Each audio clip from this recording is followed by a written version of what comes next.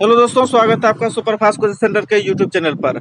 हम लोगों ने परिसंचरण तंत्र के बारे में पढ़ रहे थे और आज जो हम लोग लेकर आए हैं परिवहन तंत्र का पार्ट 3 लेकर के आए हैं और इसमें हम लोग पढ़ने वाले हैं डब्ल्यूबीसी के बारे में। हम लोग आरबीसी के बारे में, रक्त का जो प्रकार होता है आरबीसी के बारे में पढ़ लिए हैं, हृदय के बारे में पढ़ लिए हैं, हृदय में मनुष्य का हृदय, जानवर का हृदय। इसीलिए आप लोगों ने अगर इसके पहले वाले वीडियो को नहीं देखे तो उसको पूरा पार्ट 1 और पार्ट 2 देख लें। और इस वीडियो के डिस्क्रिप्शन में हम लोग उसका लिंक दे देंगे, ठीक है। और चैनल पर अंत तक बने रहें इस वीडियो को देखने के लिए। और चलते हैं, अब देर नहीं करते हुए आज डब्ल्यूबीसी के बारे में पढ़ते हैं। तो डब्ल्यूबीसी यानी कि व्हाइट ब्लड कॉर्पसस, इसको हम हिंदी में बोलते हैं श्वेत रक्त कणिका। जो इसकी जो संख्या होता है शरीर में 8,000 से 10,000 के बीच होती है। इसमें केंद्रक पाया जाता है। इसमें हीमोग्लोबिन नहीं पाए जाने के कारण इसका रंग जो है श्वेत होता है, यानी कि उजला होता है, ठीक है। डब्ल्यूबीसी का आकार एक अनियमित होता है, इसका आकार होता ही नहीं है, ठीक है। डब्ल्यूबीसी का जो निर्माण होता है अस्थि मज्जा में होता है। अस्थि मज्जा जैसे कि आप पिक्चर में देख सकते हैं और डब्ल्यूबीसी को भी आप पिक्चर में देख सकते हैं। और इसका जो जीवन काल होता है, जीवन काल मात्र में 4 दिन का होता है। लगभग कितना दिन का होता है? 4 दिन का इसका जीवन काल होता है। आरबीसी और डब्ल्यूबीसी का जो अनुपात होता है 600:1 होता है। डब्ल्यूबीसी को हम ल्यूकोसाइड भी कहते हैं। डब्ल्यूबीसी हमें संक्रमण यानी बीमारी से बचाता है, अर्थात रोगों से हमारी रक्षा करता है। डब्ल्यूबीसी कई प्रकार के होता है। इसको एस्नोफिल, बेसोफिल, न्यूट्रोफिल और मोनोसाइट और लिम्फोसाइट कहते हैं। एस्नोफिल और बेसोफिल और न्यूट्रोफिल ये तीनों मिलकर के क्या करता है? बैक्टीरिया का भक्षण करता है, यानी बैक्टीरिया को मार देता है, उसको मार काट के खत्म कर देता है, ठीक है। इसमें मोनोसाइट जो होता है सबसे बड़ा होता है और लिम्फोसाइट क्या करता है? एंटीबॉडी का निर्माण करता है तथा जीवाणुओं को नष्ट करता है। ये याद रखिएगा, लिम्फोसाइट क्या करता है? एंटीबॉडी का निर्माण करता है और जीवाणुओं को नष्ट करता है। मोनोसाइट का आकार सबसे बड़ा होता है, तो पहले ही बता दिए आपको। क्योंकि लिम्फोसाइट एंटीबॉडी का निर्माण करता है जो हमारे शरीर में प्रतिरक्षा कहलाती है। लिम्फोसाइट में टी सेल और बी सेल पाई जाती है। बीमारियों से मुख्य रूप से रक्षा यानी प्रतिरक्षा टी सेल करता है।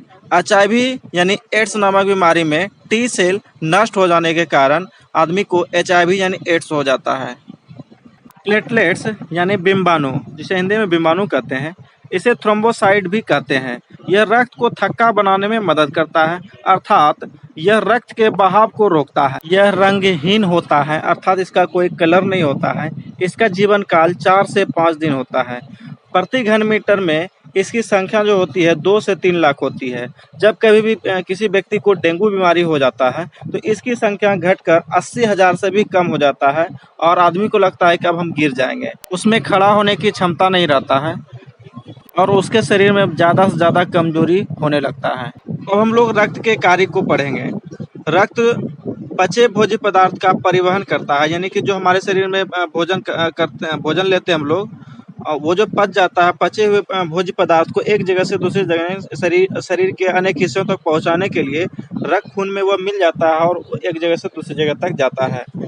दूसरा जो इसका कार्य है, रक्त हार्मोन, कार्बन डाइऑक्साइड तथा ऑक्सीजन का परिवहन करता है। तीसरा जो इसका कार्य है, रक्त उत्सर्जित पदार्थों का निष्कासन करता है। उत्सर्जित पदार्थ उसे कहते हैं जो हमारे शरीर में अब उसका कोई काम नहीं है, उसको शरीर से बाहर निकलना है, तो उसका भी ये क्या करता है? निष्कासन में, यानी कि उसको निकालने में मदद करता है।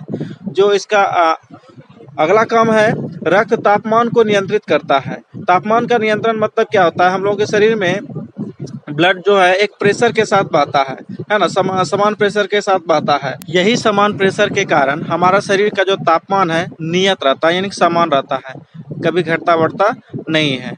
अगर यदि हमारे शरीर में मलेरिया बुखार हो जाता है तो इससे हमारा क्या होता है? स्प्लीन यानी कि प्लीहा या तिल्ली क्या होता है? प्रभावित हो जाता है ना, वो खराब हो जाता है, जिसके कारण हमारे शरीर का तापमान क्या होता है? गिर जाता है। हमारा शरीर का जो टेम्परेचर होना चाहिए नॉर्मल टेम्परेचर, उससे क्या होता है? हमारा शरीर का तापमान कम होने लगता है। क्योंकि हमारे शरीर में तापमान नियत रहता है, इसीलिए हम लोग क्या कहलाएंगे? समतापी कहलाएंगे। चाहे ठंडी हो, गर्मी हो, बरसात हो, हमारा शरीर का तापमान समान रहता है। कुछ ऐसा जानवर है जो कि ठंडी में उसका शरीर का तापमान गिर जाता है और गर्मी में उसका तापमान बढ़ जाता है। ऐसे जानवर या जंतु को क्या बोलेंगे? विषमतापी बोलेंगे। लसिका यानी इसको अंग्रेजी में लिम्फ बोलते हैं। यह हल्के पीले रंग का तरल होता है। इसमें हीमोग्लोबिन नहीं पाया जाता है। शरीर में बहुत सारी लसिका ग्रंथि पाई जाती है। जिससे लसिका निकलकर आगे प्रवाहित होता है। लसिका का प्रभाव केवल एक ही दिशा में होता है, अर्थात यह कोशिकाओं से हृदय की ओर जाती है। याद रखिएगा, कोशिकाओं से हृदय की ओर जाती है।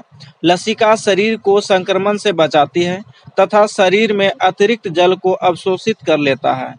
लसिका में ऑक्सीजन की अपेक्षा कार्बन डाइऑक्साइड अधिक अधिक होती है। यह घाव भरने का कार्य करता है। यह रक्त में आरबीसी तथा प्लेटलेट्स के अंदर नहीं पाया जाता है। पोलियो बीमारी में लसिका तंत्र प्रभावित होता है। अब हम लोग रक्त थक्का कैसे बनता है इसके बारे में पढ़ेंगे। जब हमारे शरीर के अंदर या बाहर कहीं कट जाता है तो शरीर में रक्त बाहर आता है और रक्त वायु के संपर्क में आता है, जिस कारण रक्त में उपस्थित थ्रोम्बोसाइट यानी प्लेटलेट्स थ्रोम्बोप्लास्टिन में बदल जाता है। यह थ्रोम्बोप्लास्टिन कैल्शियम से क्रिया करके रक्त में पहले से उपस्थित प्रोथ्रोम्बिन को थ्रोम्बिन में बदल देता है। यह थ्रोम्बिन रक्त में पहले उपस्थित फाइब्रिनोजन से क्रिया करके इसे फाइब्रिन में बदल देता है। फाइब्रिन की रचना जाली के समान होती है, जिसमें रक्त में रुधिराणु यानी कि मुख्य रूप से आरबीसी में आकर फंस जाता है, जिस कारण रक्त का बहाव रुक जाता है। इसे रक्त स्कंदन या थक्का कहते हैं। रक्त स्कंदन यानी रक्त को थक्का बनाने में कौन कौन सा चीज़ें अनिवार्य है उसको भी जान लेते हैं। विटामिन के रक्त को थक्का बनाने में मदद करता है। रुधिराणु में थ्रोम्बोसाइट यानी प्लेटलेट्स रक्त को थक्का बनाने में मदद करता है। धातु या तत्व में कैल्शियम क्या करता है, रक्त को थक्का बनाने में मदद करता है। और प्रोटीन में क्या, फाइब्रिनोजेन तथा प्रोथ्रोम्बिन ये रक्त को थक्का बनाने में मदद करता है। अब हम लोग हेमरेज के बारे में पढ़ लेते हैं। हेमरेज यानी नसों का फटना, ये जो होता है विटामिन के कारण होता है। शरीर के अंदर यदि रक्त जम जाए तो व्यक्ति की मृत्यु हो जाएगी। रक्त के अंदर हेपेरिन नामक प्रोटीन पाया जाता है जो शरीर के अंदर रक्त को जमने से रोकता है। अतः हेपेरिन को एंटीक्लोटिंग यानी कि ना जमने वाला कहा जा सकता है। ठीक है। हेपेरिन वायु के संपर्क में आते ही निष्क्रिय हो जाता है, यानी कि वह काम नहीं करने लगता है। जैसे ही हवा के संपर्क में आएगा वो काम नहीं करने लगता है, ताकि खून का थक्का बन सके और खून ऑटोमेटिक थक्का बन जाता है ना। हीमोफीलिया एक आनुवांशिक रोग है। इस रोग में खून का थक्का नहीं बनता है ना। अतः अगर यदि उस व्यक्ति का कहीं पर कट जाता है तो उसका खून रुकेगा नहीं। यह बीमारी सबसे पहले इंग्लैंड की महारानी एलिजाबेथ से प्रारंभ हुआ था। अब हम लोग पौधों में पदार्थ का परिवहन पढ़ेंगे। पौधा में दो प्रकार का परिवहन होता है। पहला एक कोशिकीय पौधा में और दूसरा बहुकोशिकीय पौधा में। एक कोशिकीय पौधा में एक जैसे कि क्लेमाइडोमोनास, यूग्लिना एवं सरल बहुकोशिकीय शैवाल में पदार्थों का परिवहन विसरण द्वारा होता है। याद रखिएगा, इसमें क्या क्या बोलें, क्लेमाइडोमोनास, यूग्लिना एवं सरल बहुकोशिकीय शैवाल में पदार्थों का परिवहन विसरण द्वारा होता है। जबकि बहुकोशिकीय पौधा जिसका कोशिका अधिक होता है, बहुत ज़्यादा होता है, उसका जो परिवहन होता है तो उसके लिए एक विशेष तंत्र होता है। इसमें क्या किया जाता है, तो जल एवं खाद्य पदार्थों के परिवहन के लिए एक खास परिवहन तंत्र होता है। ठीक है ना। बहुकोशिकीय पौधों में संवहन के लिए खाद्य पदार्थों का या फिर जल का और अन्य चीज़ों का संवहन के लिए एक विशेष उत्तक होता है, जिसे हम संवहन उत्तक कहते हैं। और संवहन उत्तक दो प्रकार का होता है, जाइलम और फ्लोएम। दोनों को हम जाइलम और फ्लोएम दोनों को हम संवहन उत्तक भी बोल सकते हैं या इसको संवहन बंडल भी बोल सकते हैं। ठीक है।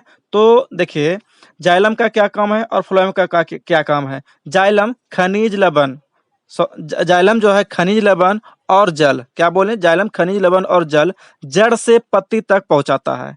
जाइलम का काम क्या है, जड़ से पत्ती तक जल और खनिज लवण को पहुंचाना। ठीक है। याद रखना, जड़ से ऊपर ओर। इसका अर्थ यह हुआ कि ये जाइलम जो है एक दिशा में नीचे से ऊपर की ओर लेकर के जाता है। अब देखिए फ्लोएम का क्या काम है, खाद्य पदार्थ। अब देखिए जाइलम क्या, जल क्या होता है, जल और खनिज लवण पत्तियों तक तो पहुंच जाता है। वहां पर क्या होता है, फोटोसिंथेसिस होता है, यानी प्रकाश संश्लेषण अभिक्रिया होता है और वहां पर भोज्य पदार्थ बनता है, खाद्य पदार्थ बनता है। और खाद्य पदार्थ को शरीर के अनेक हिस्सों तक पहुंचाने के लिए क्या होता है, एक उत्तक होता है जिसको हम बोलते हैं फ्लोएम उत्तक। ठीक है, तो पौधे से हर अंग तक है ना खाद्य पदार्थ को पहुंचाने के लिए जो उत्तक होता है उसको हम बोलते हैं फ्लोएम उत्तक। जैसा कि आप पिक्चर में देख रहे हैं, जाइलम उत्तक और फ्लोएम उत्तक दोनों का पिक्चर में एरो के माध्यम से दिखाया गया है। ठीक है, क्योंकि जाइलम और फ्लोएम से जल एवं खाद्य पदार्थों का हस्तांतरण पौधे में एक अंग से दूसरे अंगों तक होता है, अतः इसे संवहन मंडल कहते हैं। जाइलम यानी इसे हम जल संवाहक उत्तक भी कह सकते हैं।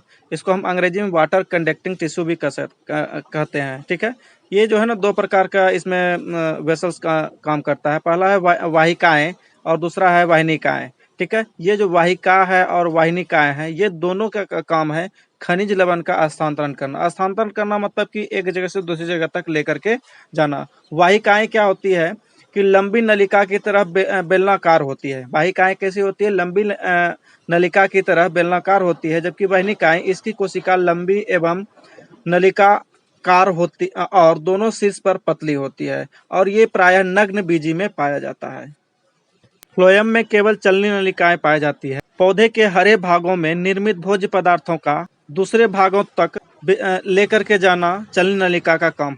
ठीक है, चलनी नलिकाएं यह लंबी तथा नलिका के समान होती है तथा इसमें अनेक छिद्र होते हैं जिसके माध्यम से जीव द्रव्य खाद्य पदार्थों का संवहन करता है। एक चीज याद रखना है, ठीक है, पौधे में सुक्रोज के रूप में खाद्य पदार्थ का हस्तांतरण होता है। किसके रूप में? सुक्रोज के रूप में। अब हम लोग जानेंगे कि पौधों में जल कैसे प्रवेश करता है।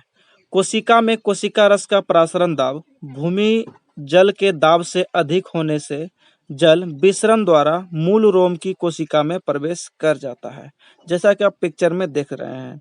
खनिज लवणों का अवशोषण कैसे होता है, इसके बारे में थोड़ा सा जान लेते हैं।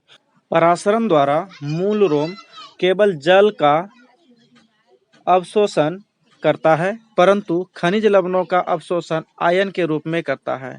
आयनों का अवशोषण मूल रोम की कोशिका झिल्ली की बाहरी सतह पर स्थित खास वाहक पदार्थ से जुड़कर करते हैं। वाष्पोत्सर्जन पौधों के वायवीय भागों से जल का रंध्रों यानी स्टोमाटा द्वारा वाष्प के रूप में निष्कासन की क्रिया वाष्पोत्सर्जन कहलाती है।